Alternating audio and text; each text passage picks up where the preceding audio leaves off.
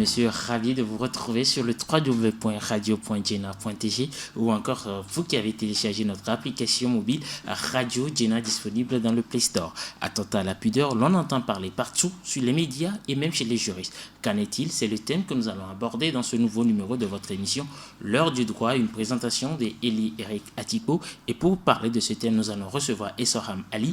Essoham, bonjour. Bonjour. Vous êtes accompagné de Blakime et Sowedew. Alors, bonjour Sowedew.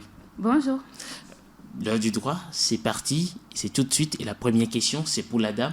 Attentat à la pudeur, qu'est-ce que l'on entend par là?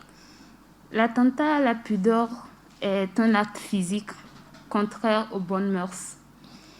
Et de façon précise, l'attentat à la pudeur, c'est tout attouchement opéré contre son gré sur le corps d'autrui dans le but d'exciter ses sens. Et quand on parle d'exciter ses sens, il faut entendre par là les sens sexuels, quoi.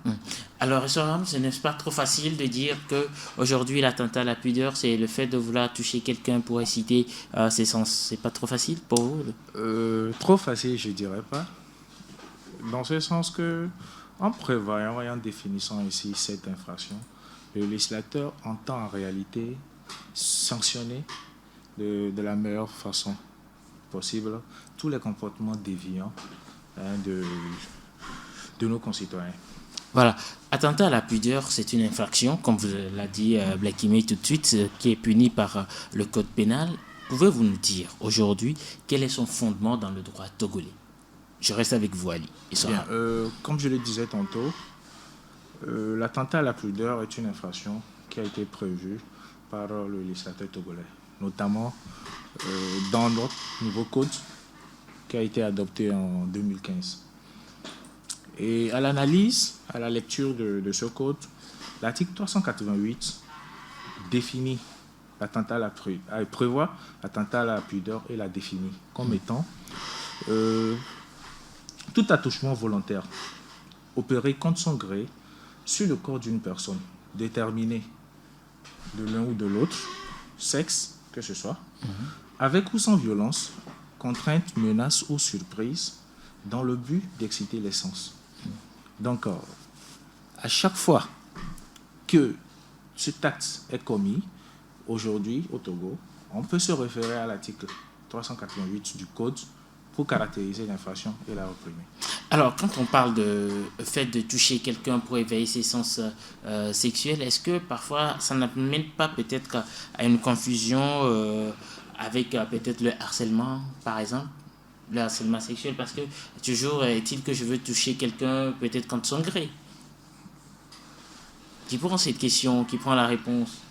Bien. Qui me l'explique, moi? Moi, je suis auditeur. Hein. Bien. L'attentat à la pudeur ne peut pas être confondu avec le harcèlement sexuel. Ça peut peut-être prêter à confusion, mais c'est deux infractions bien distinctes. En ceci que, au niveau du harcèlement, il y a un caractère répétitif que l'on peut constater. Et par contre, au niveau de l'attentat à la pudeur, ce que le législateur entend réellement réprimer, c'est le scandale que l'acte cause à la société, en réalité. Donc, disons, quand ça touche aux valeurs sociales, le fait par exemple de toucher les fesses d'une personne en public, de serrer les fesses d'une femme en public parmi un grand nombre de personnes, n'est pas constitutif de harcèlement en ce moment. On n'est pas dans un cas d'harcèlement, mais on est dans un cas d'atteinte aux bonnes mœurs ou à la pudeur de la personne. Alors, atteinte à la pudeur, est-ce que cela doit forcément être fait en milieu public pour qu'on parle d'atteinte aux mœurs ou bien atteinte à la pudeur? Cette question me vient parce que dit le fait de serrer les fesses d'une femme peut-être en public, cela m'amène à poser la question de savoir si cela doit avoir un caractère public ou un caractère privé. C'est peu importe que c'est un caractère public ou privé. Parce que déjà le fait de toucher les seins ou de toucher les fesses d'une fille, ça porte atteinte aux bonnes mœurs du genre, ça porte atteinte à la pudeur de la personne, de la victime. Donc, que ce soit dans un cadre privé ou que ce soit dans un cadre public, c'est un attentat à la pudeur. Mais attendez, je suis peut-être seul avec vous. En quoi ça choque quelqu'un qui ne voit pas que je vous ai touché? Oui, parce que c'est la personne, c'est la victime en fait qui est en question. Du genre, les seins de la personne, on donne les exemples simples pour que les auditeurs puissent comprendre. Les seins de la personne, c'est ses parties intimes en fait. Et ce sont des parties qui lui sont réservées. Et du coup, une autre personne n'a pas le droit en fait de les toucher. Et ça met la victime mal à l'aise. Déjà que le geste ou l'acte met la victime mal à l'aise, mais la victime révèle les sens sexuels de la victime et tout. C'est réprimé en fait. Oui, vous voulez ajouter quelque chose à dire, Sarah? En fait, il faut ici faire appel à la morale. Ce qui fait d'un acte un attentat à la pudeur, c'est aussi le choc, l'immoralité de l'acte en fait. Est-ce que l'acte commis correspond à ce que la morale veut, que ce soit fait en public ou en privé? Si ça touche à la morale, si c'est un acte impudique ou immoral, c'est constitutif de l'attentat à la pudeur. Alors, si aujourd'hui, l'attentat à la pudeur peut revêtir un caractère public comme privé, si je le fais en privé, comment est-ce que vous pouvez le prouver? On sait que les infractions aux bonnes mœurs, c'est difficilement prouvable. C'est les preuves pour apporter, c'est difficile. Comment est-ce que je dois m'y prendre si je suis victime de cela? Oui, je reste avec vous, Blackine sur vidéo. Ok. Comment vous allez le prouver, c'est pas compliqué. Et généralement, quand vous êtes victime, il faut porter plainte. Donc, il faut aller exprimer ce que vous avez vécu. Et quand on parle de l'attentat à la pudeur, déjà, le premier élément constitutif de cette infraction, c'est l'acte physique. L'acte physique, comme on l'a déjà expliqué en long et en large.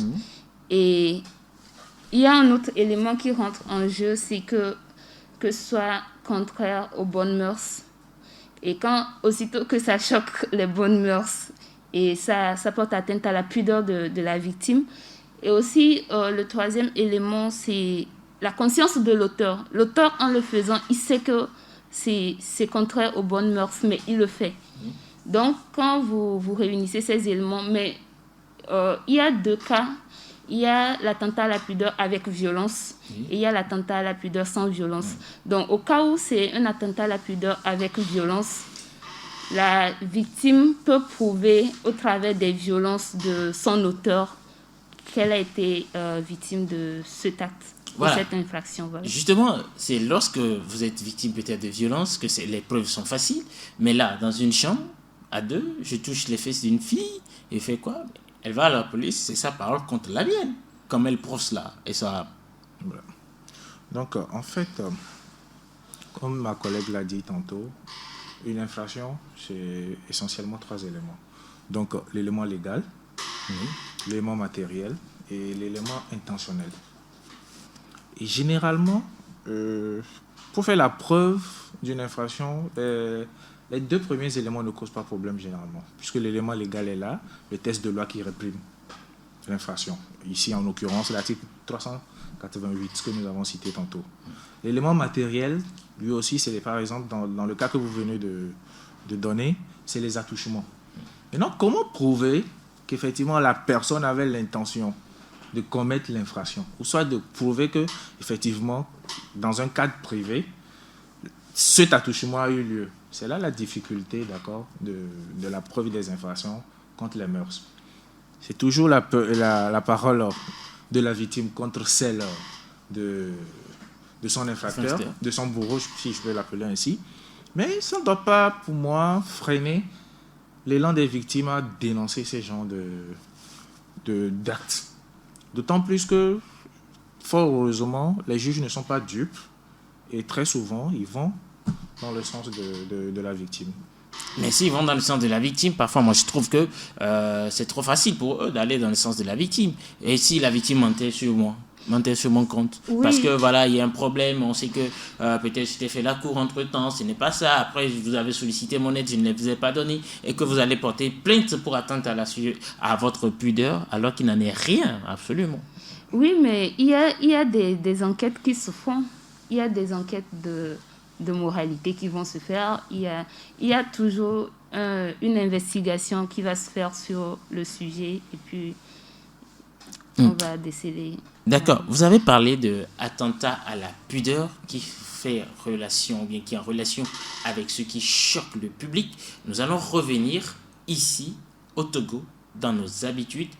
Est-ce que embrasser ma copine aujourd'hui est-il, comment appelle-t-on, un attentat à la pudeur, vu que notre société, ça choque la société? Est-ce que si j'embrasse aujourd'hui ma copine en public, je suis en train de commettre un attentat à la pudeur au Togo, par exemple? Est-ce que quand vous embrassez votre copine, elle est gênée? Elle n'est pas gênée? Elle n'est pas gênée, justement. Parce que l'attentat à la pudeur, on parle de mettre la victime mal à l'aise. Et c'est contre les bonnes mœurs du genre, ta copine, c'est ta copine. Donc, du coup, vous vous connaissez, vous êtes ensemble et tout. Elle n'est pas du tout gênée quand tu l'embrasses. Donc, on ne peut pas parler dans ce cas d'attentat à la pudeur. En fait, et si ça gêne les émigrants qui passent à côté? Ah, là, on est dans un autre cas. J'aimerais qu'on retourne un peu à la définition que le législateur a donnée de l'article. Ouais. Le législateur dit « constitue un attentat à la pudeur tout attouchement volontaire opéré contre son gré sur le corps d'une personne déterminée de l'un ou de l'autre sexe, avec contrainte ou violence. » Donc, il y a plusieurs conditions qui doivent être réunies. Et ces conditions sont cumulatives. Est-ce que le fait d'embrasser ma copine en public choque les bonnes mœurs? Peut-être. Mais est-ce que c'est contre le gré de ma copine? Je n'en pense pas. Est-ce que c'est fait avec contrainte? Je ne suis pas sûr. Est-ce que c'est sous menace? Non plus. Dans ce cas, l'infraction ne peut pas être constituée. Ok, parce que ce que nous constatons souvent, c'est que dans certaines sociétés, tu ne peux pas embrasser ta copine, la preuve au Togo, en public. Tout le monde dit, elle est Dogou. Bon, vous connaissez, excusez-moi, mais c'est pour cela que je pose cette question qui m'amène à vous poser la question, puisque vous dites les infractions elles sont cumulatives, quels sont peut-être les différents types d'atteinte à la pudeur, s'il y en a? Okay. Essentiellement, il y en a deux. Selon que l'infracteur a usé de violence ou pas. Donc, on a d'un côté l'attentat à la pudeur avec violence et de l'autre côté l'attentat à la pudeur sans violence. Et déjà, quand je regarde attentat à la pudeur avec violence ou sans violence, est-ce que ça ne nous amène pas parfois le public à confondre tout cela avec le viol? Même s'il n'y a pas pénétration, parce que j'ai été violenté d'une manière ou d'une autre. Il n'y a pas une confusion qui se sème là au niveau du législateur ou bien pour vous les juristes? Une confusion chez les juristes, je ne le dirais pas, mais chez le profane, oui. La confusion est vite faite. Voilà. Comment est-ce que le profane il distingue tout cela? Voilà. Déjà, il faut savoir que l'attentat à la pudeur fait partie d'une grande famille d'infractions que notre législateur, par exemple, nomme les atteintes aux bonnes mœurs. Le viol, par contre, fait partie de la famille des agressions sexuelles. Donc là, on est rentré dans un autre type d'infraction. Au niveau du viol, pour ne pas définir peut-être ce que c'est que l'infraction de viol, il faut qu'il y ait une pénétration. Il faut qu'il y ait une pénétration pour qu'on puisse parler de viol. Mais à un autre niveau, au niveau de l'attentat à la pudeur, on n'a pas besoin qu'il y ait pénétration d'abord. Il suffit juste que l'atteinte choque ou soit contraire aux bonnes mœurs, qu'elle soit opérée contre le gré de la personne sur laquelle elle a été opérée, et ensuite que ça soit sous contrainte ou sous des menaces. Ok. Alors, Essowedo Blakimi, je rappelle que nous sommes dans l'émission L'heure du droit et nous abordons la question relative aux attentats de pudeur qui fait partie des infractions des bonnes mœurs. Et nous sommes sur ce plateau avec Ali et Soham, vous êtes tous deux juristes de formation. Alors, il a parlé tout de suite des attentats avec violence et sans violence. Qu'est-ce que vous avez à nous y dire plus pour aller plus en détail? En fait, l'attentat avec violence, c'est quoi? C'est du genre, tu es en train de faire des attouchements parce que le législateur a parlé d'attouchement et la personne n'est pas d'accord, mais tu poursuis. et tu exprimes une force sur la personne pour atteindre tes fins. Donc, dans ce cas, on parle d'attentat avec violence. Ou peut-être tu es en train de faire des attouchements sur le corps de la personne et la personne n'est pas d'accord, la personne veut répliquer et tu exerces une violence sur la personne. Voilà. Et l'attentat sans pudeur, sans violence, attentat à la pudeur sans violence, c'est quand, généralement peut-être sur les mineurs, quand la personne, ou le mineur, je précise, semble consentir en ce sens où le mineur ne réagit pas quand tu fais des attouchements. Le mineur, ça reste mineur, quoi qu'on dise. Il n'a peut-être pas son mot à dire. Voilà. Mais quand même, c'est réprimandé. Et voilà, ça m'amène à beaucoup plus... Ah oui, allez-y, avant que je ne revienne. Une précision importante que j'aimerais faire au commentaire de ma collègue. Il faut savoir, et ça je m'adresse à ceux qui nous écoutent, que dès qu'on est en présence d'un enfant, c'est-à-dire d'un mineur, même si l'acte sexuel, même si l'attouchement reçoit l'adhésion, l'accord de la personne, il est réputé, suite à quoi il est réputé être non éclairé. Parce que le législateur estime que l'enfant mineur n'a pas toutes les facultés mentales pour pouvoir consentir à une relation sexuelle. Donc, dès que vous vous retrouvez avec une mineure et que vous avez peut-être des attouchements avec cette mineure, ou soit vous avez des rapports sexuels avec cette mineure, vous pouvez rentrer dans le cas, en tout cas vous tombez sous le coup de la loi, vous pouvez être soit dans le cas du viol, parce que le consentement n'est pas éclairé, il n'est pas consulté, ou soit de l'atteinte à la pudeur. Voilà, parce que aujourd'hui nous sommes sur Radio Djena, nous défendons le droit de l'enfant et nous savons que la plupart aujourd'hui les attentats aux bonnes mœurs ou bien les attentats à la pudeur, c'est beaucoup plus relatif aujourd'hui aux enfants. Les enseignants dans les écoles, les maîtres tailleurs, les maîtres coiffeurs et tout ça, on en voit énormément chez les enfants. Comment est-ce que cela s'explique aujourd'hui? Comment est-ce que les parents de ces enfants doivent s'y prendre? Blakimé, vous qui pouvez être maman. Oui, c'est le lieu de sensibiliser les parents, histoire à la maison, faire de l'éducation sexuelle aux enfants, leur apprendre leur corps et leur apprendre que leur corps leur appartient et que personne autrui n'a pas le droit de toucher. C'est parce que les enfants, ils ne savent pas. Quand un enfant, il sait que mes seins, ça m'appartient, mon sexe, ça m'appartient, quand une personne extérieure le touche, il sait que là, tu es en train d'empiéter sur mes droits. Et donc, l'enfant, il peut rapporter à ses parents, quand je suis sortie aujourd'hui, tel ou tel monsieur, telle madame m'a fait ci ou m'a fait ça. Donc, il faut éduquer les enfants sur ces questions. Voilà. L'autre question que j'ai pour vous, Soham Ali, c'est par rapport au fait qu'aujourd'hui, dans nos sociétés togolaises, lorsque vous dites X m'a touché les fesses peut-être, on vous pose la question, quelle tenue vous avez portée? On indexe la femme peut-être comme c'est elle qui a provoqué cela par la tenue qu'elle porte. Est-ce que le législateur a-t-il tenu compte de cela lorsque ils ont fait leur test? Est-ce qu'aujourd'hui, si je me justifie que voilà, ma collègue elle était trop sexy, voilà pour que la raison pour laquelle j'ai touché, je peux essayer d'avoir quelques circonstances atténuantes? Voilà. Bien, moi, tout personnellement, je fais partie de ceux qui critiquent cette façon de voir les choses. On peut peut-être reprocher à nos sœurs parfois de s'habiller de façon un peu trop osée ou un peu trop légère. Sexy. Voilà.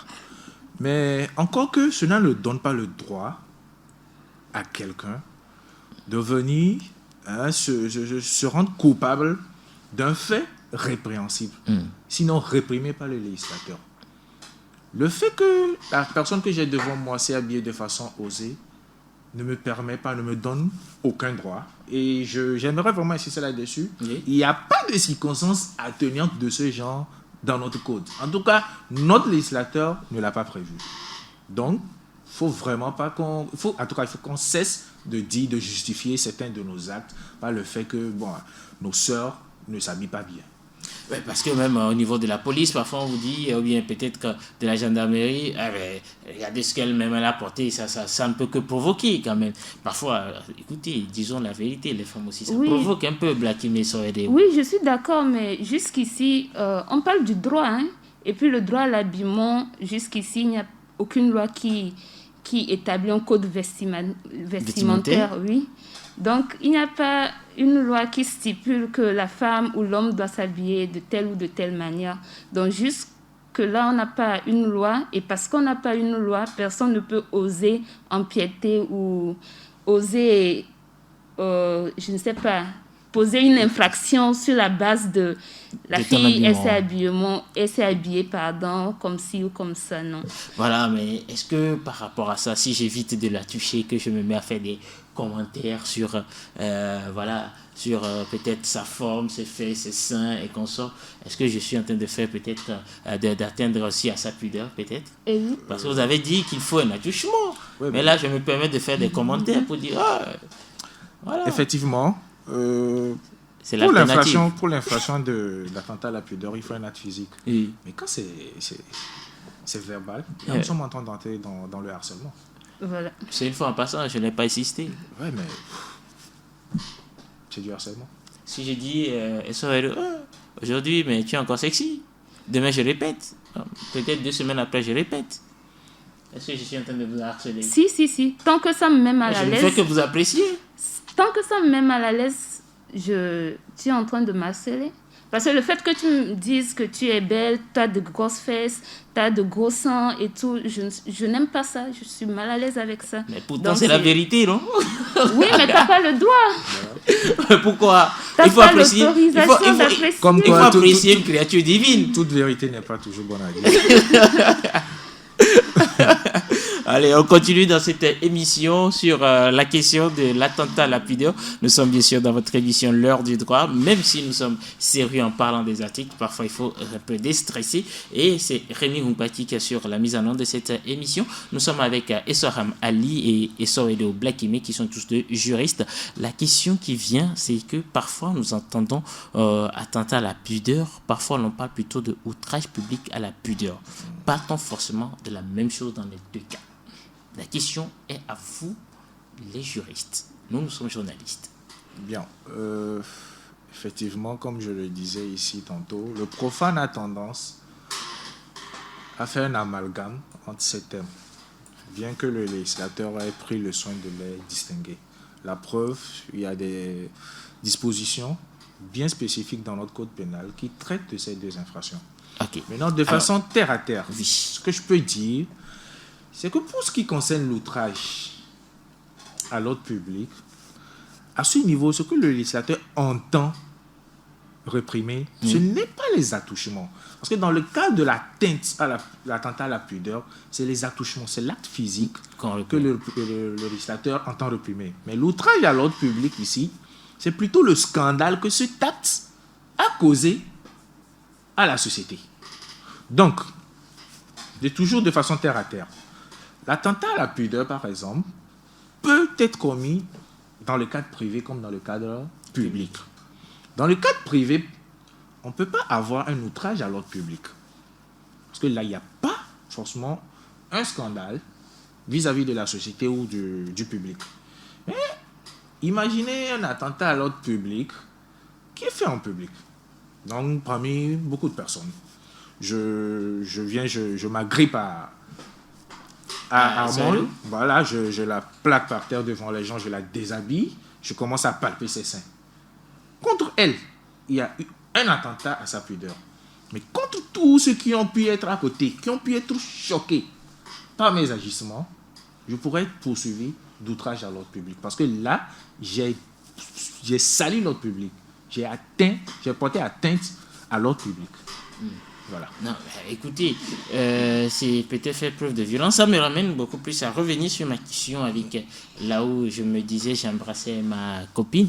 Admettons que je l'embrasse et que derrière, il y a des gens, peut-être un passant qui, à force de me regarder, va faire un accident et que ça cause peut-être des dégâts. Serais-je poursuivi? Par exemple, Est-ce que je n'ai pas troublé l'ordre public et ça crée violence pour dire c'est parce que j'étais en train de faire ça? Troubler l'ordre public, non. Parce que déjà, est-ce qu'embrasser sa copine est contraire aux bonnes mœurs? Peut-être dans certains milieux. Voilà, nous sommes au Togo.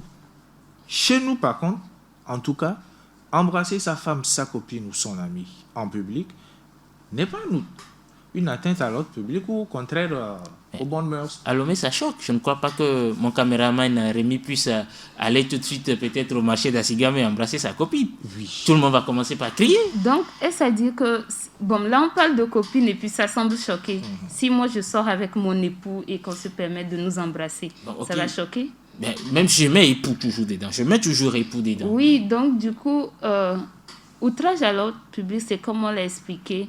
Même peut-être que la personne pourra peut-être porter plainte pour outrage à l'ordre public, mais cela reviendra au juge D'estimer, de d'évaluer. décider, oui, de décider si vraiment cet acte constitue un outrage à l'ordre public ou pas. Disons tout simplement Oui, et ça. qu'embrasser sa copine ou sa femme avec sa permission en public ne devrait pas choquer. Normalement. Je pense plutôt que nous devrions le faire plus souvent.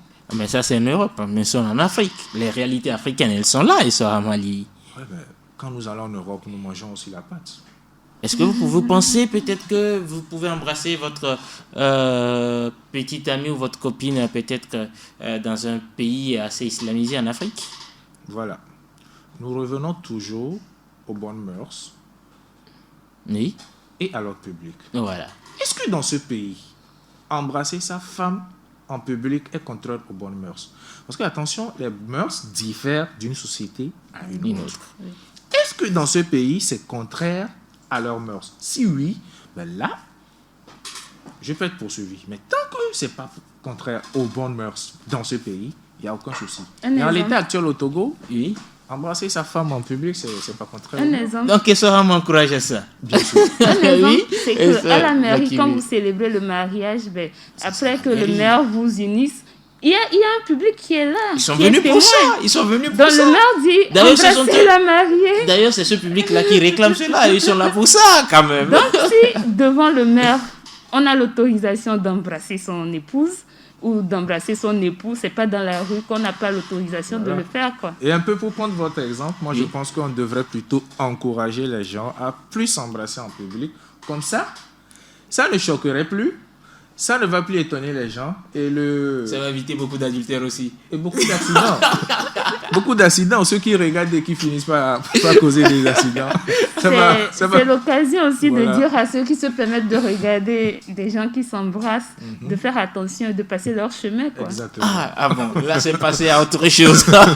Nous sommes bien sûr sur le www.radio.jena.tg ou alors sur notre application mobile téléchargeable dans Play Store Radio Jena. Tapez simplement cela et puis tous nos programmes en direct sur notre radio. Nous sommes bien sûr dans votre émission L'heure du droit qui est diffusée tous les samedis d'ailleurs à partir de 10h. Et nous recevons Essoram Ali et Blakime Essorero qui sont tous deux juristes. Et je reviens pour finir sur le grand T, les bonnes mœurs, attentat aux mœurs. Qu'est-ce que vous mettez là-dedans? Gros, quels sont les petits détails, les petits biscuits qui peuvent se glisser là-dedans, au-delà de l'attentat à la pudeur? Quels sont les autres ponts qu'aborde l'atteinte aux bonnes mœurs, par exemple? Bien. En fait, ce que je peux dire, en gros, c'est de respecter son prochain. En tant que personne, il faut respecter autrui. Dans son intimité, surtout.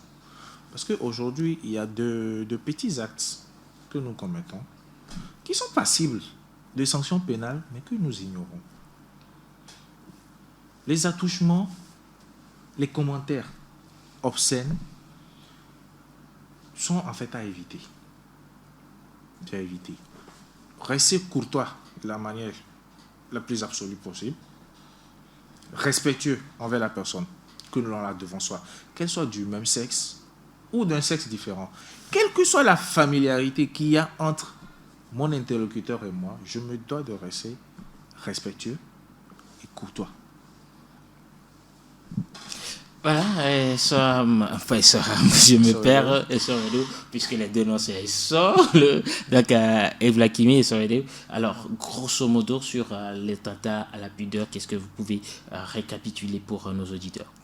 Oui, c'est ça, rester respectueux envers autrui, éviter des actes immoraux et faire en sorte de mettre l'autre à l'aise. Il ne faut pas que mes actes portent atteinte aux droits de l'autre qui est en face de moi. Il ne faut pas que mes actes mettent mal à l'aise l'autre. Et puis là, vous n'avez pas à craindre, quoi.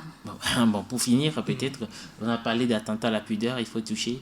Et si je vous fixais des regards et que mon regard vous dérangeait, est-ce que je ne suis pas en train de trouver la bonne alternative pour contourner cet attentat à la pudeur? Je ne vous touche pas, mais mes yeux sur vous, ça vous dérange? Oui, je pense que mon collègue, il a, dans son intervention, scindé les différentes infractions. Et si vos regards me choquent, on passe dans un autre cas, c'est le harcèlement, parce que le harcèlement, c'est aussi bien le regard, la parole, le toucher. Et là, c'est aussi c'est trop facile à dire.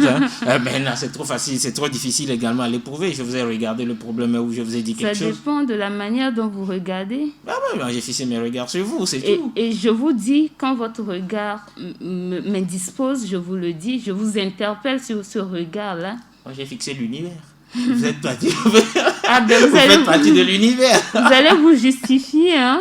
Quand je vais porter plainte, vous allez vous justifier. Voilà tout ce qui fait le charme du droit, d'être juriste, c'est que pour la moindre chose, on trouve toujours une solution à cela. Beaucoup de choses sont réprimées et comme le dit l'adage, nul n'est censé ignorer la loi. Raison pour laquelle nous nous retrouvons souvent dans cette émission L'heure du droit pour aborder une question, un thème qui nous intéressera pour éduquer la population. Merci de nous avoir suivis. Nous sommes bien sûr sur le www.radio.jena.tg. Merci à vous et Soham Ali d'avoir fait le déplacement de nos studios. C'est moi qui vous remercie.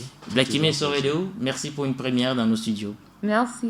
En tout cas, j'aime bien les femmes juristes et ça parler. Et donc, coucou spécial à Marceline qui était déjà passée également sur nos plateaux. Rémi Oupati était à la mise en onde. Je suis Eli Erika Tipo. Rendez-vous samedi prochain, même heure, pour un nouveau thème relatif à la question du droit.